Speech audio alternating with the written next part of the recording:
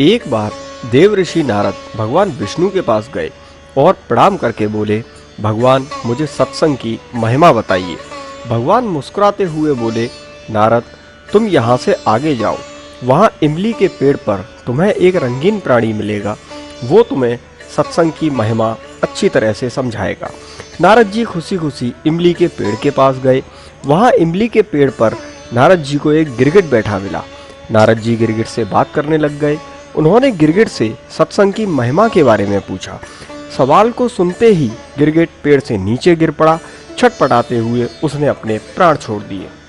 नारद जी आश्चर्यचकित होकर लौट आए और भगवान को सारा वृत्तांत आकर सुनाया। भगवान ने मुस्कुराते हुए कहा, इस बार नारद जी आप नगर के उस धनवान के घर जाइए, वहाँ एक तोता आपको पिंजरे में बंद दिखाई देगा, उससे जाके सत्संग की महिमा के बारे में पूछिए। नारद जी क्षण भर में वहाँ उस धनवान के घर पहुँच गए। वहाँ उन्हें पिंजरे में एक तोता दिखाई दिया। वो उस तोते से जाकर बोले कि तोते मुझे सत्संग का महत्व बताओ। थोड़ी देर में ही तोते की आंखें बंद हो गईं और उसके भी प्राण पखेरु उड़ गए।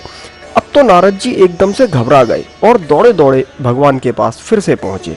नारद जी ने कहा, भगवान ये क्या लीला है? क्या सत्संग का नाम सुनकर मरना ही सत्संग की महिमा है? भगवान हंसते हुए बोले, ये बात भी नारद जी आपको जल्द समझ आ जाएगी। इस बार आप नगर के राजा के महल में जाइए। राजा को नवजात पुत्र की प्राप्ति हुई है। अब तो नारद जी ये बात सुनकर थर थर कांपने लगे। नारद जी ने सोचा, अभी तक तो पक्षी और प्राणी ने अपने प्राण छोड़े, परंतु अब नवजात पुत्र की बात है। फिर भी नारद जी हिम्मत करके राजमहल चले गए। राजमहल में नारद जी का बड़ा ही आदर और सत्कार हुआ।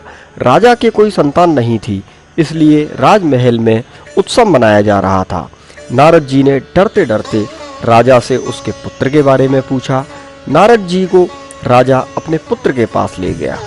नारद जी अंदर से डर रहे थे। नारद जी ने राजा के उस नवजात पुत्र से पूछा कि सत्संग की महिमा के बारे में मुझे बताओ। वो नवजात शिशु एकदम से हंस पड़ा और बोला, महाराज चंदन को अपनी सुगंध और अमृत को अपने माधुर्य का पता नहीं होता, ऐसे ही आपको भी अपनी महिमा का ज्ञान नहीं है, इसलिए आप ये बात मुझसे पूछ रहे हैं।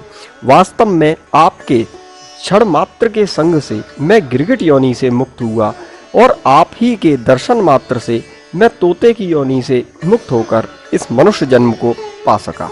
आपके सानिध्य मात्र से मेरी कितनी सारी योनियां कट गईं और मैं सीधे मानव तन में ही नहीं बल्कि राजा का पुत्र भी बना। दोस्तों, ऐसी ही धार्मिक कहानियां सुनने के लिए हमारे चैनल को सब्सक्राइब करें, बेल आइकन को प्रेस करें।